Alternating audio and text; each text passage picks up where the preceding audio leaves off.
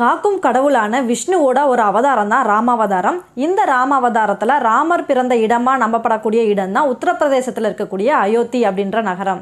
இந்த ராமாவதாரம் முடிஞ்சதுக்கு அப்புறமா ராமருடைய ஞாபகார்த்தமாக அங்கே ஒரு கோவில் கட்டப்பட்டு வழிபாடுகள் நடத்தப்பட்டு வருது.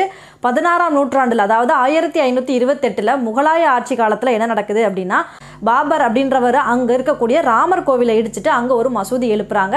அந்த மசூதிக்கு பேர் வந்து பாபர் மசூதி அப்படின்னு சொல்லி சொல்கிறாங்க.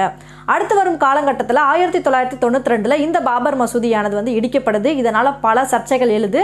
ஸோ நிறைய ப்ராப்ளம் வந்து இதனால் போயிட்டுருக்கு. பல வருடங்கள் கழித்து 2019 இந்திய உச்சநீதிமன்றம் என்ன சொல்கிறாங்க அப்படின்னா, பல அகழ்வாராய்ச்சிகள் அங்கே மேற்கொண்டு அங்கே ராமர் கோவில் இருந்ததற்கான சான்றுகள் இருக்குது அப்படின்றத தெரியப்படுத்தி அந்த இடத்த ராமர் கோவில் கட்டுறதுக்காகவே ஒதுக்கி கொடுக்குறாங்க. அங்கே இருந்த மசூதிக்காக ஒரு மாற்று இடம் வந்து 5 ஏக்கரில் வந்து இஸ்லாமிய சகோதரர்களுக்காகவும் ஒதுக்கி கொடுக்குறாங்க. இதனால் பல வருடங்களாக இருந்த பிரச்சனை வந்து